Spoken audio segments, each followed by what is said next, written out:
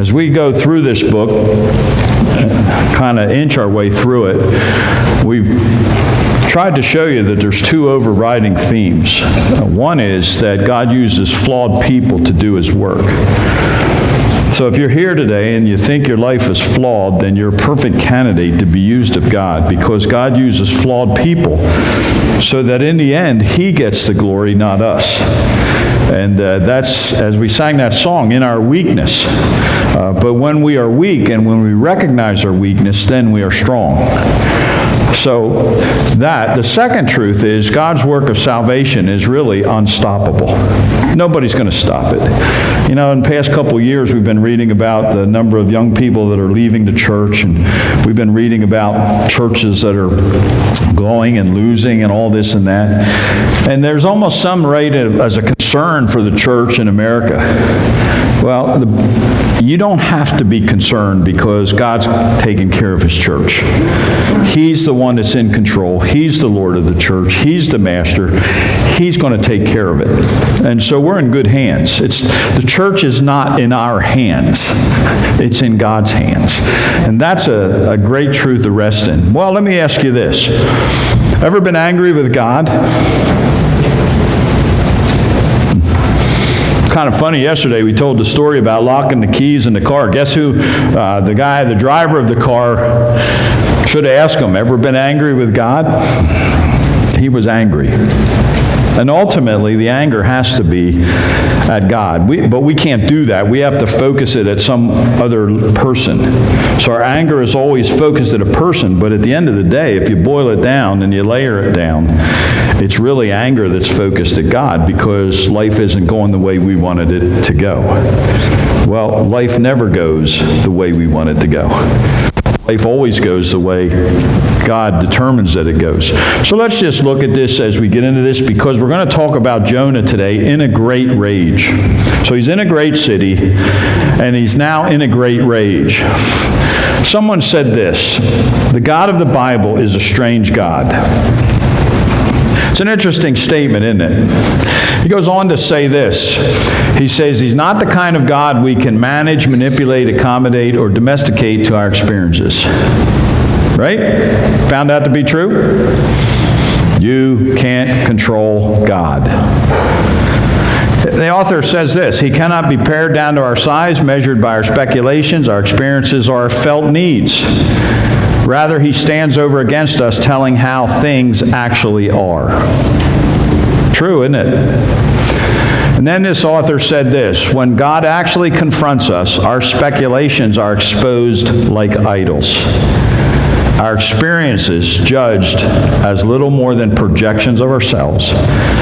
And our felt needs give way to more pressing needs that we did not realize that we had. That's God. That's an interesting statement.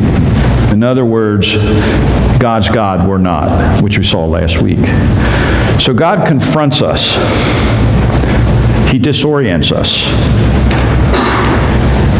And He pulls us outside of our comfort zone. Ever been there? If we feel naked and exposed, then it's a good sign that we are actually in the presence of the God of the Bible. Think about that statement.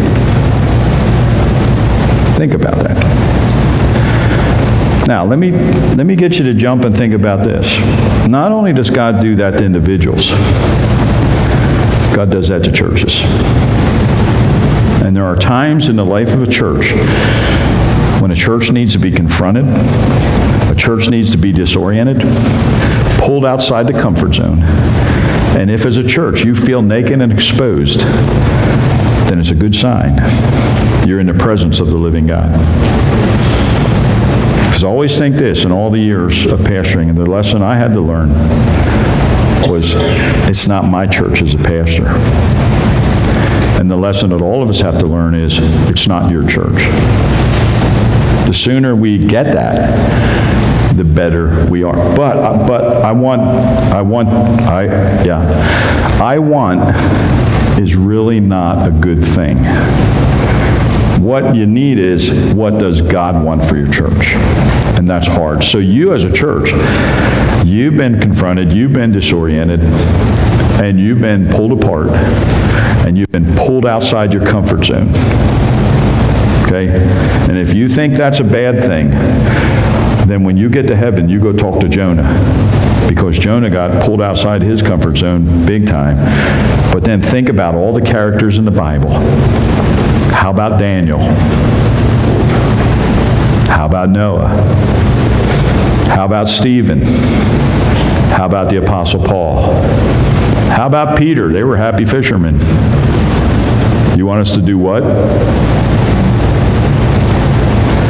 Everybody in this Christianity that's genuinely Christian, everybody gets pulled outside the comfort zone because it's not us controlling our lives doing what we think, it's God controlling us doing what He wants us to accomplish in the course of life.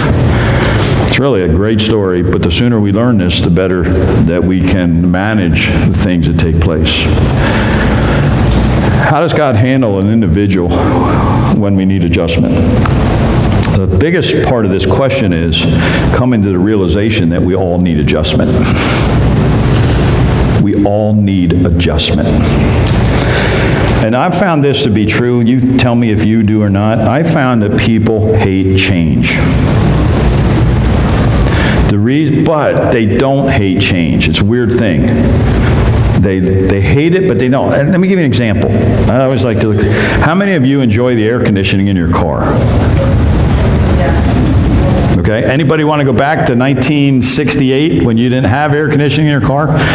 And I'm old enough to remember that as air conditioning came along, it was an option that you could get, but you had to pay for it. Remember that? Anybody want to go back to a car with just an AM radio? Anybody want to go back to a car with no power steering? Or no power brakes? So you do like change. You do like change, but you don't like change. And the reason we don't like change is everything's changing. So the one, we want our world to stay steady, but it never does. So how does God deal with people when we need to be adjusted? Well, let's look at this today. In the Jonah chapter 1, or Jonah chapter 4, it says this, but to Jonah, this seemed very wrong. He became angry. And that is not a low level of anger. Because look at this. He prayed to the Lord. Isn't this what I said, Lord, when I was still at home? This is what I tried to forestall by fleeing to Tarshish. I knew. Look at this statement. This is staggering. I knew that you are a God, that you are a gracious and compassionate God, slow to anger and abounding in love, a God who relents from sending calamity. Now, Lord, take my life, for it is better for me to die than to live. But the Lord replied, really, this is a tender statement. Jonah, is it right for you to be angry? That's all God says. That's all God says. How many times has He said that to us? We get angry because this happens at church, or we get angry because this happens at work. And God simply says, is that the best plan of action? I got this. You see, anger shows that it's not going the way we want it to go. Anger shows that things are out of control. We can't get what we want. Is it right to be angry? But the depths of Jonah's anger here is seen in, better for me to die than to live. When you get to the point where you think taking your life is better than living, you have reached the lowest point that can be reached, because there's just no reason to live. That's where Jonah is. That's how deep his anger is. God, I mean, what he's saying is, God, just kill me. I don't want any part of this. I know all of this stuff. Just take my life. Just kind of process that. Because some of you have been there. And too many Christians are there. Thinking death is better than life. And too many Christians take their own life in their own hands and then take it and end it. And you all have friends that have done that. You've all had friends that have done that. And if any of you are here today thinking that that's an option, You need to get help. And you need to get someone to come alongside of you and just work you through this, because that isn't an option that should be on the table ever. But in Jonah's life, it is. And you got to stop and think for a minute. He is a prophet of God. So the prophet is at the point of death is better than life. That's how low he's gone. Jonah does need adjustment, doesn't he? Now, what was it that displeased Jonah so much? This is really fascinating. This is fascinating to see this, okay? If you go back to chapter 3, verse 10, it says this: when God saw what they did and how they turned from their evil ways, he relented and did not bring on them the destruction that he had threatened. Remember Jonah's message, 40 days, and Nineveh will be destroyed. Nineveh repents. And that's what displeased Jonah, right there. God didn't carry out his judgment. And he wanted them to, because I told you before in this lesson, just picture today Arabs and Jews, okay? You still got the conflict today. It's still ongoing today. Over there in the Middle East, the Arabs and the Jews that live around each other, they're not what you call best friends, okay? And that's been going on for centuries. And that's going to continue to go on until Jesus Christ comes back and puts an end to it. Okay? And that's the only answer there is to this. So what you just watch the Middle East. As goes the Middle East, you can just see God's work and God's hand at work in all this. So Job, and it's also said by tradition that they killed his uncle. So for him, he doesn't want to go up there. He goes up there reluctantly. He reluctantly tells the message that he didn't want him here, but he wants God to judge him in 40 days, wipe him out because of all that had taken place in the past and because of the prejudices that exist in that part of the world. Just kill him, Lord. And if you don't kill them, kill me. That's where we're at. Now, as you get into this, here's Jonah. Okay? Here's Jonah. Just to give you a visual. And when we're angry, just picture it as you just shaking your fist in the face of God. Because that's what Jonah's doing. That's who he's mad at. And ultimately, that's who we're mad at. God, you didn't work the circumstances the way I wanted. God, the church didn't go the way I wanted. God, my work didn't go the way I wanted. And God says, then you're dealing with idols of the heart. Now, as you get into this, how does God handle the person who needs adjustment? Well, first of all, he says this: but to Jonah, this seemed very wrong. He became angry. So God's going to deal with this. Why is Jonah angry? Because he prayed to the Lord, and all of this took place. I knew that you were a compassionate God. He knew this. So as you get into this, Jonah was not angry because he feared failure. He feared success. Now that's where it leaves. That's where the story here kind of gets away from us. Most of us don't feel success. We long for success. But in this particular setting, Jonah knew that success meant Nineveh repented. And Jonah doesn't want that to be the successful story. So he's mad not because of failure. He did everything on his part that he possibly could. He preached a gloom and doom message. 40 days and Nineveh is going to be destroyed. He never gave them any hope. He never gave them a message of grace. He never told them about all that was available to them in God.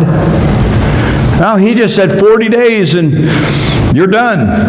And boy, am I going to be glad when that day comes, because I want to see all of you fry. I want to see God destroy this great city. And when they all turn to God, including the king, and begin to repent, Jonah's like, I knew it. I knew it. I knew if I came up here, this was what God's going to do. I knew this was going to be the outcome. And that's what he says in that. I knew it. Wow.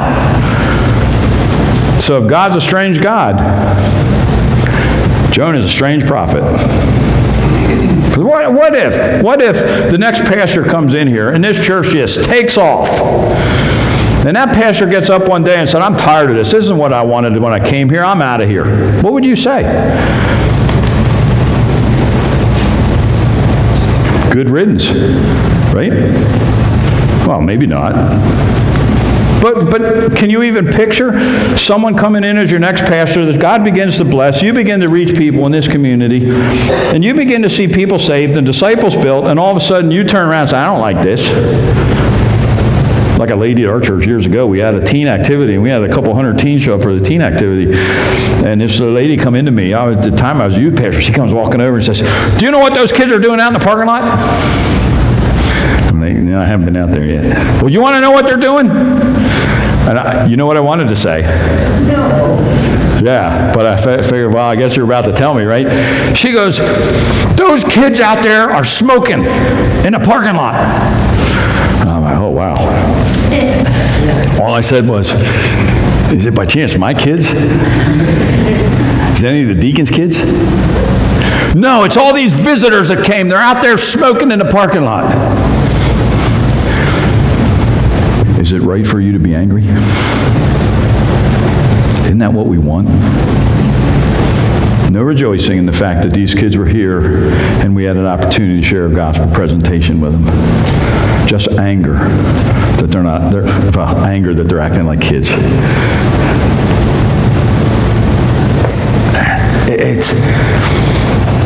I could tell you story after story after story. Like the wife who prayed for her husband to get saved for 30 years. Finally, he gets saved. She quits coming to church. So I go out and visit her. I said, what are you mad about? He got saved. You've been praying for that for 30 years. Yeah, but I didn't think it was going to happen. And now he's a different. I'm like, are you kidding? Anger. So if God's a strange God, we're kind of strange people. We get angry at stuff. We get angry when God moves and when God does stuff that needs to be done for the sake of His work. We're angry. We're shaking our fist at God. That's not the way I wanted it to go, God.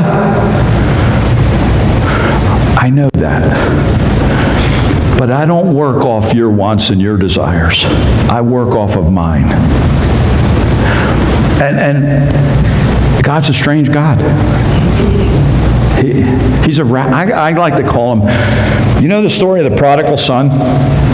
It needs another title. It'll never get it, but I give it this. It's not the prodigal son, it's the radical God. Because it's a radical God who lets sinners into his house when these self-righteous people out here can't get in the front door.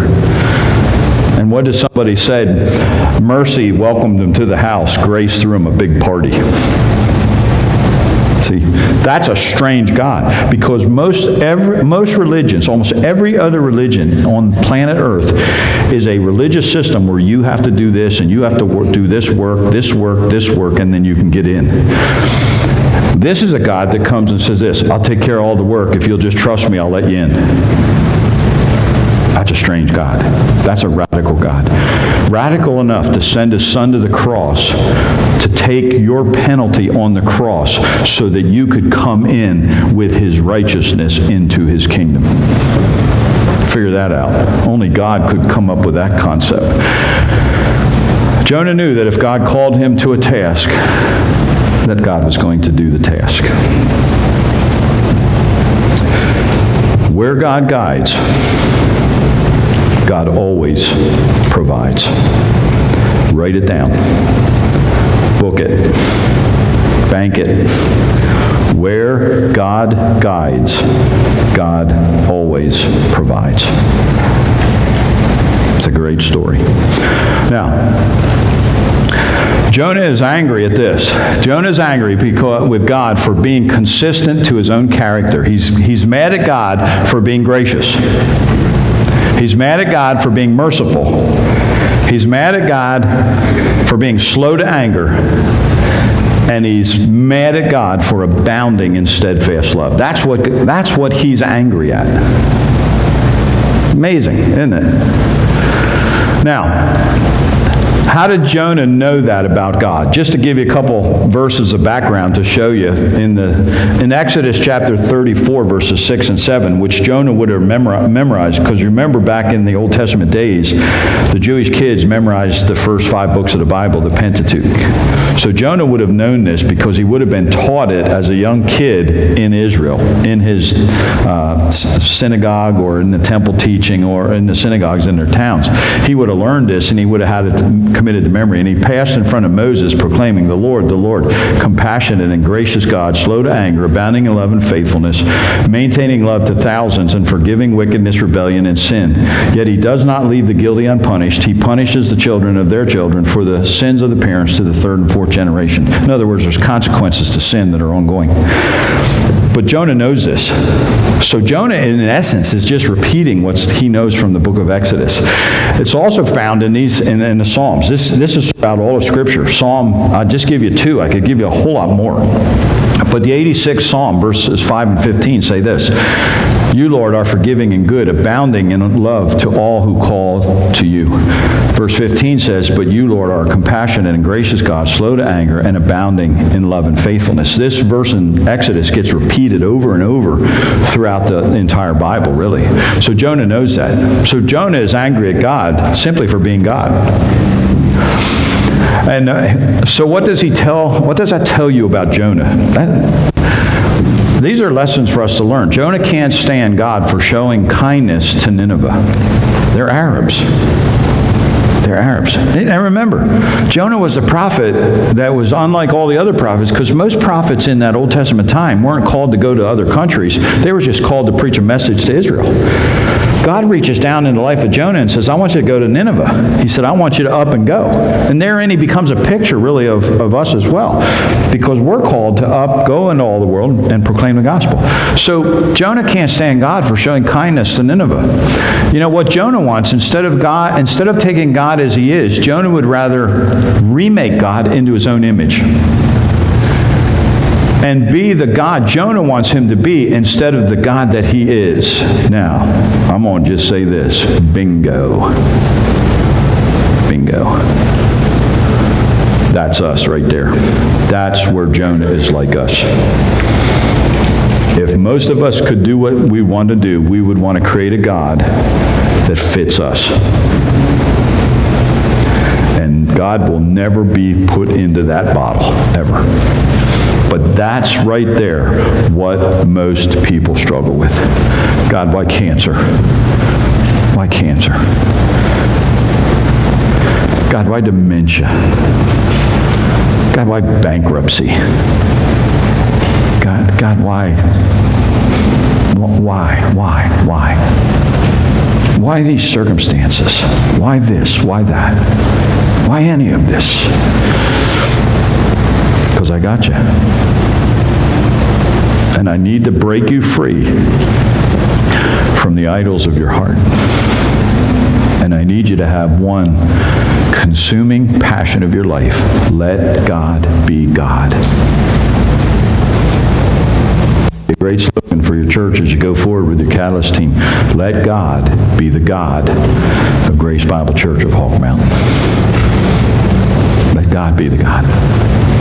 That's why Catalyst team, as you walk through all the planning and all the process, get what God wants, not what we want, not what you want. Get what God wants. Get that plan. What does God have for grace in the future, in the days ahead? And just beg God to lay it out before you, and then say, God, you show us, we'll execute. Because we know that where God guides, he always provides. Always. We never do that, do we? If we gave an invitation, we'd all have to come up here and get on our face in front of here at the front. Because here's the one thing we're all guilty of that we identify with Jonah. Now, what lies at the heart of Jonah's anger? Let's just do this for a minute. We kind of talked about it, and he says, now, Lord, take away my life, for it's better for me to die than to live. To go that deep, needs to ponder that a little bit. Jonah said this, I can't live like this. I don't want any part of this.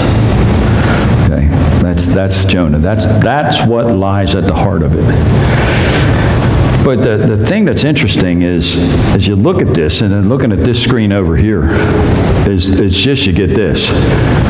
I.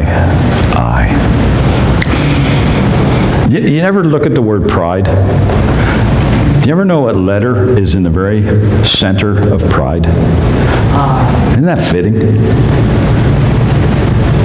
Right there in the middle of pride is the word I. And that is the biggest problem, the problem that I have in my life is the person that I look in, that looks back at me in the morning when I look in the mirror. That's the biggest problem we have. It's us. And that's what really, Jonah's going through. What lies at the heart of his anger? But the Lord replied, is it right for you to be angry? I love this answer. Because I think what would you have done if you were God to Jonah?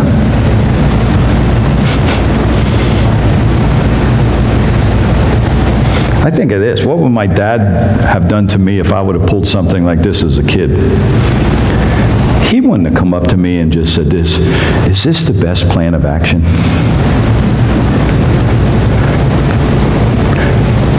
There is the graciousness of God right there. Jonah, is this the best way to act? And I love this because, and there's a lesson in this too. I love this because God, and particularly Jesus, was the master of questions. Because he could have looked down at Jonah, pointed his finger at him and said, you're out of sorts with me. And God doesn't do that. God simply asks questions. And if you ever study the ministry of Jesus, and if you ever want to learn how to, as you deal with people, learn to be a master at asking questions. Because statements provoke reaction, but questions provoke thought. And so God simply asked Jonah the question, or, Jonah, why are you doing this to yourself? You're not doing anything to me. I'm going to continue to do what I was going to do. God's plan for Nineveh was to bring about a revival in Nineveh. I'm going to continue to do this. The only person that's out of sorts in this is Jonah. Fascinating, isn't it? What is Jonah doing himself? Not good. What would make Jonah different than the Ninevites if they had what he had? If all these people come and become worshipers of God, what's the difference between Jonah and them? See, dig deeper in this. Think this through. What would make Jonah different if the Ninevites had what he had?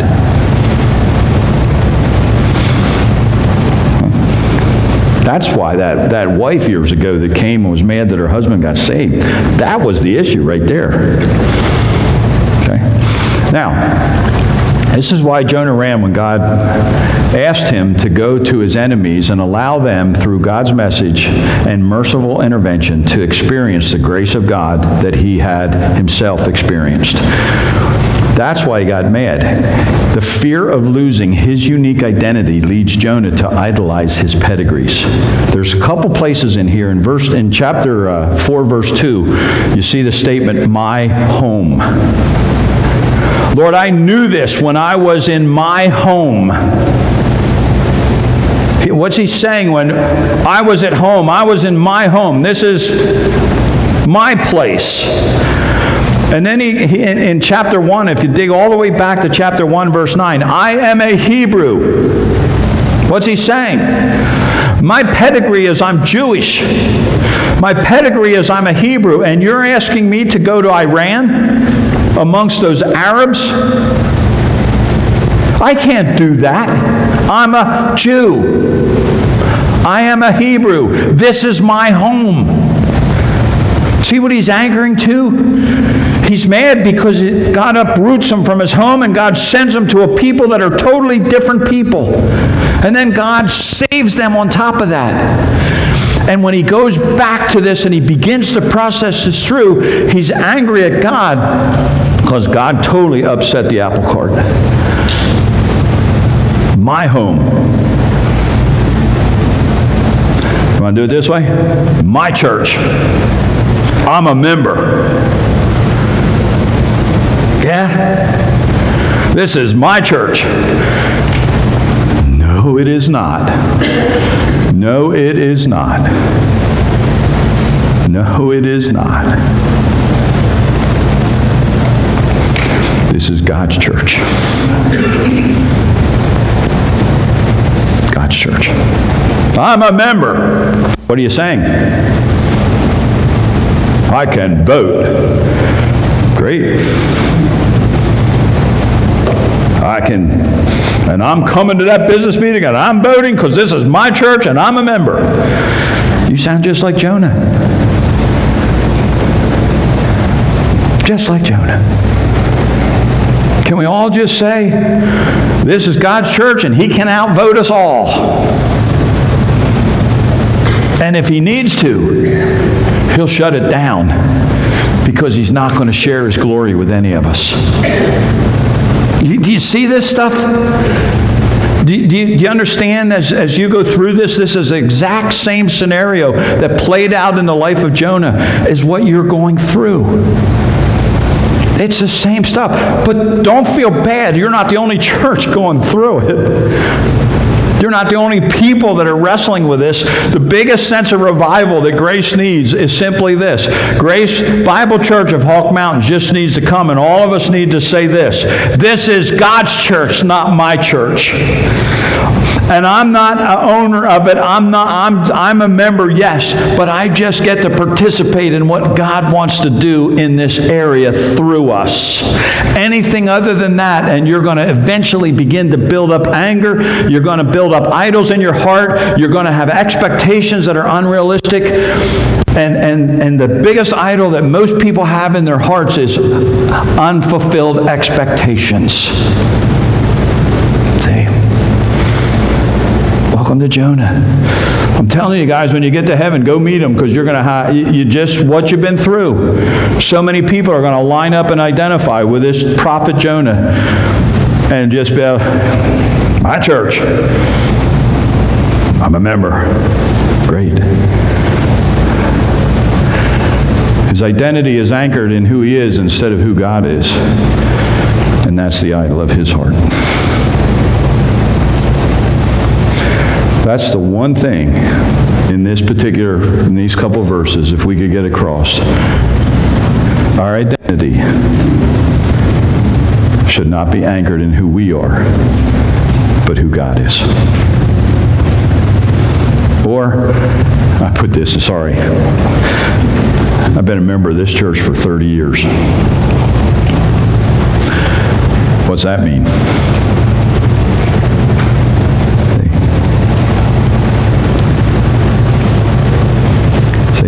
Can you see it? This is a book written thousands of years ago that deals with every issue that in reality we deal with today. No different. Relevant as can be. God is not rebuking Jonah. God's entreating him by suggesting that he might not be correct in his estimate of the situation. Another mark of God's compassion is how he deals with his people. But I thought it should be, maybe we're not right in our evaluation. Isn't that interesting? How does God handle an individual?